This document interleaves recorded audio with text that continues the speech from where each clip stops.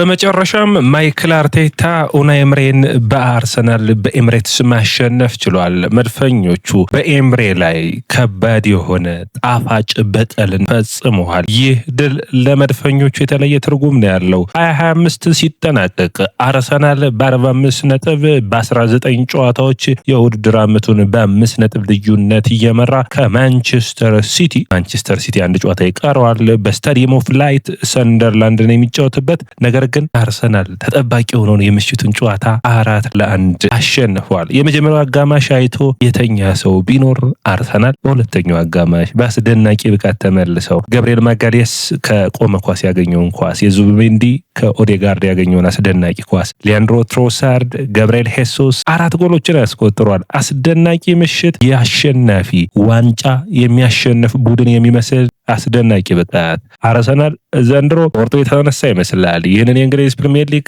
ዋንጫን ለማሸነፍ በሙሉ ስብስቡ አስገራሚ ብቃታቸውን አሳይተዋል። ወደ አድማጮቻችን ከጉዳት ርቀው የነበሩ ተጫዋቾች ወደ ጨዋታ ተመልሰዋል። በአሳዛኝ ሁኔታ የዲክላን ራይስ የጉልበት እብጠት አጋጥሞት በጨዋታው ላይ አልተሳተፈም። ነገር ግን ይህ የአርሰናል ስብስብ አንድሬ በርታና ማይክል አርቴታ ያደራጁት ማንም ተጫዋች ቢጎዳ በውድድር ዓመቱ እንዳሳዩን በወጥ ብቃት በአስደናቂ ፐርፎርማንስ እንደቀጠሉ ነው። ተከታታይ አራተኛ ጨዋታ አራተኛ ድላቸው ሆኗል። በቪላ ፓርክ በ3 ወራት የማሸነፍ ድል በኋላ ከ11 የእንግሊዝ ፕሪሚየር ሊግ ያለመሸነፍ ጉዞ በኋላ የተሸነፈው አርሰናል እንደገና በተከታታይ 4 ጨዋታዎችን እያሸነፈ እየተጓዘ ይገኛል። የማይክል አርቴታ ልጆች በ45 ነጥብ የእንግሊዝ ፕሪሚየር ሊግን በ2025 አጠናቀዋል። 19 ጨዋታዎች ቀጣይ 19 ጨዋታዎች ከፊታቸው ይጠብቋቸዋል። ቀጣዮቹን 19 ጨዋታዎችስ ስንት ነጥብ ይሰበስባሉ? እንዳሁኑ 45 ነጥቦች 90 ነጥብ የሚሰበስቡ ከሆነ የእንግሊዝ ፕሪሚየር ሊግን ለማሸነፍ በቂ የሚመስል ይሆናል። ወደ አድማጮቻችን ይህ የያስፖርት ነው። የያስፖርትን ላይክ፣ ሼር፣ ኮሜንት፣ ሰብስክራይብ ማድረጋችሁን አትርሱ። የጨዋታው ኮከብ በእናንተ እይታ ማን ነበር? እኔ ግን ለገብርኤል ማጋሌስ ምሰጠው ይሆናል። አስደናቂው ተከላካይ መከላከል ብቻ አይደለም፣ ቡድኑን ሜዳ ላይ አምበል ነው ማለት ይቻላል። ማጥቃቱን የሚያግዝ መከላከሉን ለሳሊባ ለዴቪድ ራያ አስተማማኝ የሆነ ሰው ቡድኑን በሚገባ የሚወድ ተጫዋች ነውና ለገብርኤል ማጋሌስ ሰጥቼዋለሁ። ነገር ግን ሊያንድሮ ትሮሳርድ በጣም ቅርብ ነው። በዚህ ጨዋታ ላይ የነበረው ብቃት እኔ ዘንድሮ መቼም የሊያንድሮ ትሮሳርድና የካላፊዮሪን ያክል ከዚህ ስብስብ በጣም ያሻሻለ የለም። ያለ ካላፊዮሪ ነው አርሰናል ዛሬ የተጫወተው። ያለ ካላፊዮሪም ውጤታማ ሆኗል። ኢንካፔ አስደናቂ ብቃት በእግራ ተመላላሽነት ጥሩ ስብስብ፣ ጥሩ ብቃት፣ ጥሩ ውጤትን አምጥቷል። በአጠቃላይ እንከን አልባ ነበር ዛሬ አርሰናል ጥሩ የሚባል ነው። በተለይ ግን በመጀመሪያው አጋማሽ ሁለቱም ቡድኖች ተመጣጣኝ ይመስሉ ነበርና ሁለተኛው አጋማሽ እንዴት ይሆናል የሚያስብል ነበር። ይህ ድል ለአርሰናል ለዋንጫ ፉክክር ምን ማለት ነው? የኦዴጋርድ አስደናቂ ብቃትና የቪላ እድሎችን ማምከን እንዴት ይታያሉ? በዚህ ፕሮግራማችን እናየዋለን። እንግዲህ አርሰናል በኤምሬትስ 19ኛ ሳምንት ነው። አርሰናል በቅርቡ በቪላ ፓርክ በተለይ ደግሞ በሚያሳዝን ሁኔታ ባለፉት 4 ጨዋታዎች ወደ ኤምሬትስ መጣው በአስደናቂ ሁኔታው ነው ኤምሬ አርሰናልና ማይክል አርቴታን ማሸነፍ ችሏል። ሽንፈትን በኤምሬትስ አስተናግዶ አያውቁም ነበር። አርሰናል ታዲያ ተከታታይ 3 ጨዋታዎችን የቀድሞ አሰልጣኙ መጥቶ ሳይሸነፍ ቀርቶ አያውቅም ነበር።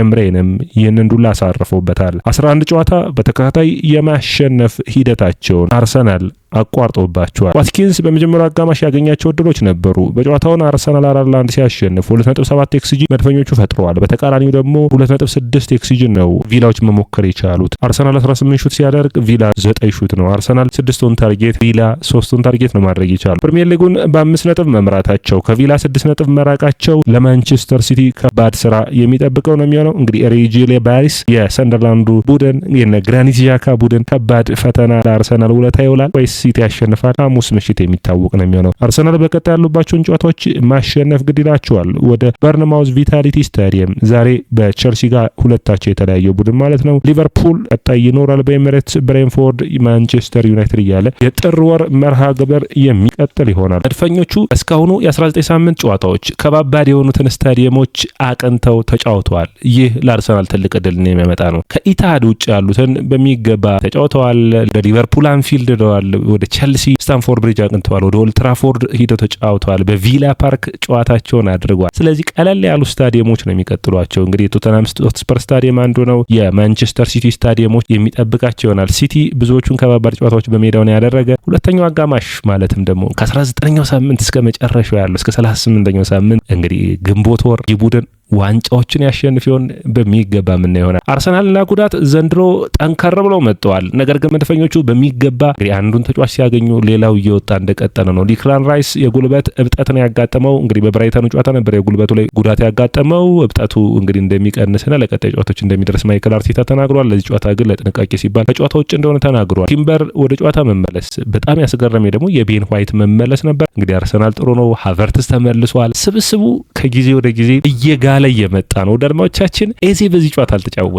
እንግዲህ ቀጣይ ጨዋታዎች ደግሞ ኤዜ በወራቶች ውስጥ በተደጋጋሚ ሲጫወት አይተነዋል። አሁን ሙሉ ጉልበቱን ይቆጥባል። ለቀጣይ ጨዋታዎች ሙሉ በሙሉ ዝግጁ የሚሆን ነው የሚሆነው። አርሰናል በቪላን በስኳድ ራሱ በተጫዋቾች ብዛት ትልቁ ልዩነት የሚፈጥር ነበር። አርሰናል በልዩነት በጣም ጥሩ ቡድን ነበር። ኦዴጋርድ አስገራሚ አሲስት። እንግዲህ ኦዴጋርድ በባለፈው ጨዋታም እንዳልነው በአስደናቂ ሁኔታ ሆነ ወደ ብቃቱ እየተመለሰ ያለ ይመስላል። ተከታታይ ጨዋታዎችን እያገኘ ነው። ጎሎችን ማስቆጠር በተለይ ለዙቢሜንዲ አሲስት ያደረገበት መንገድ፣ ዙቢሜንዲ የጨረሰበት መንገድ፣ ዮኬሬስና ሳካ ሁለቱን ስፔስ የሸፈኑበት መንገድ አስደናቂ ነበር። የገብርኤል ማጋሌስ የመጀመሪያ ጎል ግን ከሁሉም በላይ አስፈላጊ ነበረች። የኤሚ ማርቲኔዝን ስህተት በሚገባ ተጠቅሞ ገብርኤል ማጋሌስ ማስቆጠር ችሏል። ገብርኤል ማጋሌስ ሜዳ ላይ ካለ አርሰናል ከቆመ ኳስ በማንም የሚበልጥ አይደለም። ትልልቆቹን ቡድኖች ሲያሸንፍ አይተነዋል። አርሰናል አሁን በቆመ ኳስ እንደ ፔናልቲ ያክል የሚፈራለት ቡድን ሆኗል። ጋቢ ሲያጠቃ ብቻ አይደለም ሲከላከልም በጣም አስገራሚ ነው። የዴቪድ ራያ አርሰናል ገብርኤል ማጋሌስ ሜዳ ውስጥ እስከነበረ ድረስ ምንም አይነቱን ታርጌት አልተሞከረበትም። በጣም አስደናቂ የመከላከል ቅርጽን በአርሰናል ቤት አሳይቷል። አርሰናል ውጤታማነቱን እንደቀጠለ ነው። አሁን ቡድኖች አርሰናል ኮርና ሲያገኝ እንደ ትልቅ እድል በሚገባ ጥንቃቄዎችን መውሰድ ይፈልጋሉ። የገብርኤል ማጋሌስ መመለስ ለአርሰናል የተለየ ትርጉም አለው። አርሰናል ከገብርኤል ማጋሌስ ጋር 15 ጨዋታዎችን አድርገው በ11ዱ ኳስ ጎል አልተቆጠረበትም ነበሩ። ደድማዎቻችን ባለፉት 8 ጨዋታዎች እሱ ባልነበረባቸው ግን 3ቱ ላይ ብቻ ነበር ጎል ያልተቆጠረበት። አርሰናል በዚህ ጨዋታ ራሱ ገብርኤል ማጋሌስ ከወጣ በኋላ ነው ጎል የተቆጠረበትና ጥንቃቄዎችን መውሰዳቸው ውጤታማ ቢያደርጋቸውም ይህ ስብስብ ግን የተለየ ነገርን አሁንም ይፈልጋል። የእንግሊዝ ፕሪሚየር ሊግን ዋንጫ ለማሸነፍ በአጠቃላይ የብራዚሊያን ተጽዕኖ ገብርኤል ሄሱስ በተለይ ተቀይሮ ገብቶ ጎልን ያስቆጠረበት መንገድ የአርሰናል ማጥቃት ውጤታማ ፍክሩ በጣም ያለው የቡድኑ መንፈስ ይታያል። ማንም እያንዳንዱ የተሰጠውን እድል ለመጠቀም ነው የሚሞክረው። ይህ የአርሰናል ስብስብ ዋንጫ የሚያገኝ ቡድን ይመስላል። ዳርማዎቻችን አሁን ማንም የማይክደው እውነትን ያፈጠጠ የእንግሊዝ ፕሪሚየር ሊግን ብቻ ሳይሆን ሌሎችንም ዋንጫዎች ለማሸነፍ የሚፈልግ ቡድንን እያየን ነው። ዳርማዎቻችን እንግዲህ አርሰናል ስብስብ ውስጥ ስናይ እንግዲህ በተለይ በቪላ በመጀመሪያው አጋማሽ ጥረቶቹ የተለዩ ነበሩ። ኤምሬ ያለ ካማራ ያለ ካሽ ከዛ ኦናና በሁለተኛው አጋማሽ አለመመለሱን ተከትሎ አርሰናል ግን ጥሩ ብቃት ነው። በ72 ሰዓታት ልዩነት ሁለቱም ቡድኖች ባደረጉት ጨዋታዎች የኤምሬ ሁለቱ ከሜዳ ውጭ የነበሩበት ጨዋታ ከባድ ቢሆንም ውጤታማ ሆኗል። ኤምሬ በጨዋታው ላይ የ6-3-1 የሚመስል አሰላለፍን ይዘው ነው የመጡት። በተለይ በአሰላለፍ ሂደቱ ላይ ስታሪዩት ቦጋርድን የቀኝ ተመላላሽ ከዛ በኋላ ሳንቾም እንዲያግዘው አድርገዋል። ነገር ግን አርሰናል በመጀመሪያው አጋማሽ ክፍተቶች ነበሩ። በተለይ የዲክላን ራይስን አለመኖር በሚገባ ለመጠቀም ሲሞክሩ ይታይ ነበር። ምክንያቱም ከአማካይ መስመር እየወጡ በተለይ ኢማኑኤል ቦንዲያ በጣም ጥሩ ፐርፎርማንስ ቦንዲያ፣ ሮጀርስ እና ዋትኪንስ 2-3 አጋጣሚዎችን እድሎችን ሲፈጥሩ ነበር። ነገር ግን አርሰናል በጨዋታ ውስጥ ይህ ነው በቃ አዳፕት ማድረግ መላመድንና በሚገባ መከላከልን ችለው ውጤታማ ሆነዋል። እንግዲህ አርሰናል የትሮሳርድ ጎል በጣም አስገራሚ ነበር። ቅንጅቱ እድሎችን ለመፍጠር የሞከሩበት መንገድ በጣም ውጤታማ የሚያስብል ነው። ነገር ግን እንደ አራተኛው ጎል አይሆኑም። ከራያ ሄሱስ ከሚደርስ 22 ሰከንዶችን የፈጠረው ሄሱስ ጎሉን ያስቆጠረ ማሊያውን አጥልቆ በደስታ ገለጸ። በጣም የሚገርም ነው። ኤምሬ በመጨረሻ ለአርሰናል እጃቸውን ሰጥቷል። አስደናቂ ፐርፎርማንስ ነው። እንግዲህ ኤምሬ ለአርሰናል ባለውለታ ናቸው። ነገር ግን የማይክል አርቴታን ያክል አይሆንም። ምክንያቱም አርሰናልን ይዘው ኤምሬ ባኩ ድረስ ነው አርሰናልን እንግዲህ በቸልሲ አሰቃቂ 4-1 ሽንፈት የሚታወስ ነው። ተቃራኒው ደግሞ አርሰናል እንግዲህ በአርቴታ ስር 2 ዋንጫዎችን ቢያሸንፍም ያለፉት 3 ዓመታትን ሁለተኛ ቢወጣም የእንግሊዝ ፕሪሚየር ሊግ ግን ዘንድሮ ወደ አርሰናል ይመለስ ሲሆን ከ20 ዓመታት በኋላ ትልቁ